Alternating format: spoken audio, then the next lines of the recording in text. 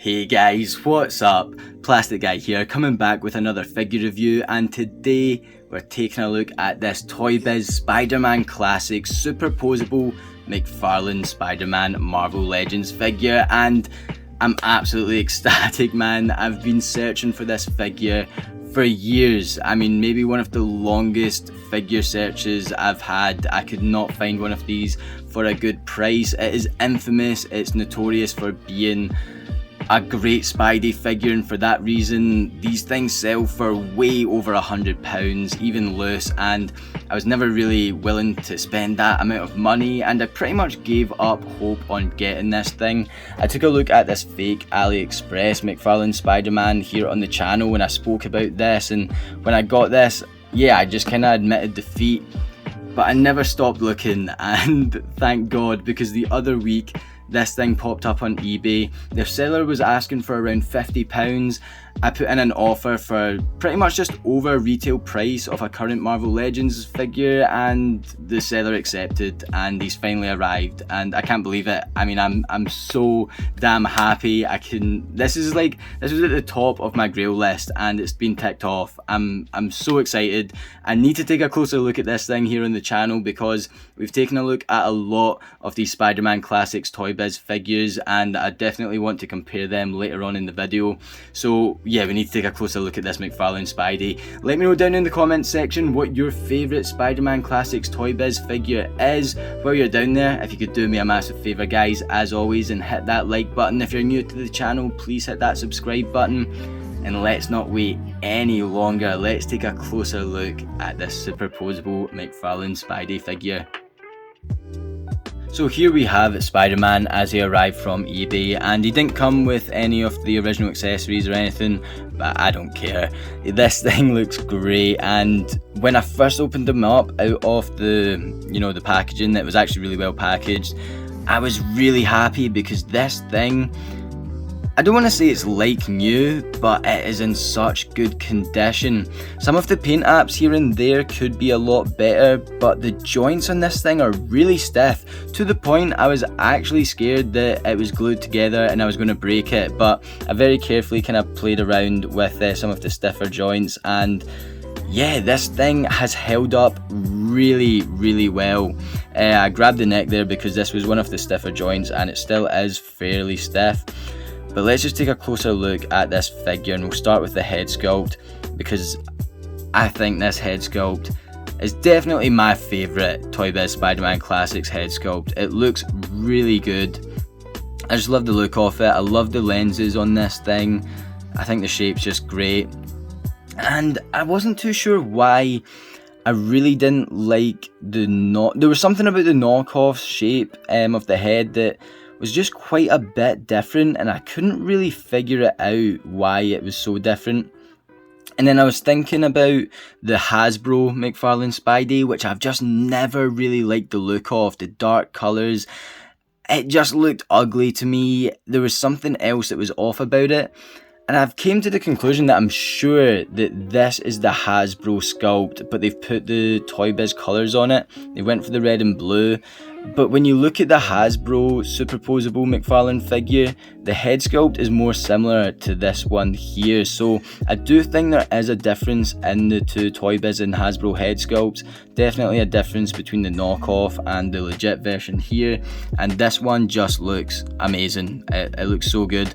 As I mentioned, the paint apps could be better. It's missing some black here on the eye. I suppose I could touch that up, but I probably won't. I'll probably just leave it as is. And you can see some of the webbing. It could be a bit better, but you know, I'm not complaining at all. This figure is kind of known to have wee like blots of ink going around, or paint even, and you can see that kind of bundled up in some areas, and the knockoff was really bad for that as well. But I think it looks really cool. I do think it looks good. The logo looks really good, and yeah, just it's awesome, because when we looked at this knockoff, I did really like the sculpt and everything, but the paint was just horrendous. You know, no web lines, lacking in areas like a lot, and this is just chef's kiss, man. It looks so damn good. I love the blue in this thing, really dark, really deep. I really like the red as well, and I will compare this to the Fearsome Foes Spidey because the colours are quite a bit different, which I didn't realise. Yeah, it's nothing that we've not seen at this point. As I mentioned, the Fearsome Foes Spidey, we took a look at it on the channel, and it is the same sculpt but just different colours. Just how can you not like the look of this figure? I do want to point out, so I've came across a couple of McFarlane Spider-Man figures on eBay recently, and one of them I was so close to pulling the trigger on. I was going to buy it, but just something didn't seem right. It was like too good a price to be true, and I kind of reviewed the photos a good few times because the paint looked pretty good, the head sculpt looked pretty good, and then the way I managed to figure out that it was a fake, the feet just looked really weird, and that was something I mentioned about the fake. So someone had definitely just picked up a fake on AliExpress and then just put a good paint job on it. But when you look at the feet, I don't know, there is just something that it's like lacking in finesse. They look really kind of flipperish, just very off, I think. They look odd, and that's definitely been the best way I've been able to tell the fakes from the real figure. As I mentioned, like the paint is obviously completely off on the fakes, but people are able to do some pretty good paint jobs on them, so just beware when you are trying to pick this thing up online, because I have seen more and more fakes getting passed as the real version on eBay. But yeah, this thing, let's get them compared to some of the other Spidey figures. So first off, we have the legit version next to the fake, and I do just want to point out some differences here. The joints are very loose on this fake, the paint is just not great at all, and we can see there are differences in the paint. The red is a lot more dull, it doesn't pop the same way that this legit version does. This fake actually came and the chest logo wasn't painted at all. I put some Sharpie on it and that's why we can sort of see it, but you can sort of tell in the logos. The head sculpt is that bit different, and as I mentioned, I do believe that this must be based on the Hasbro McFarlane sculpt, and that's why the head sculpt does look a wee bit different there. The feet are just pretty messy, the blue doesn't shine as well. Yeah, like those would be my like key points to look out for when trying to compare these two figures. But yeah, the legit version is just so much nicer, and it feels a lot better in hand as well.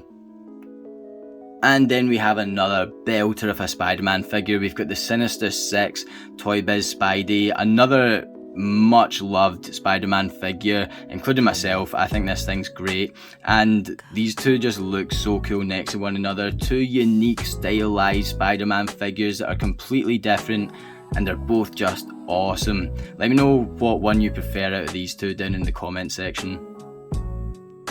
So in my search for the McFarlane Spidey, I came across this Fearsome Foes Spidey on eBay, and we took a closer look at him here on the channel, so feel free and check out that video, guys. As I mentioned, the sculpts are pretty much the exact same, if not the exact same, excluding the head. So yeah, you can get a better look at the sculpt on that video. And until now, I thought the colours of these figures were the same, but as we can see, they're actually quite a bit different. The red on the McFarlane seems a bit brighter, and the blue on the Fearsome Foes is a bit lighter, and it's got just, I think, some better shading going on there. It's better toned, and I actually do prefer the blue on this Fearsome Foes Spidey, but I much prefer the head sculpt on the McFarlane Super Poseable figure. I definitely think this is my favourite head sculpt on a ToyBiz Spider-Man Classics figure, and this head sculpt I just wasn't too sure about. Having them in hand, I do much prefer this head sculpt here. This is something I've talked about in the video, I'm not going to spend too long on it, but yeah, these two just look awesome. Once again, two unique takes on Spider-Man, very similar here, but the head sculpts are different. And yeah, what do you make of the colour differences? Let me know down in the comment section.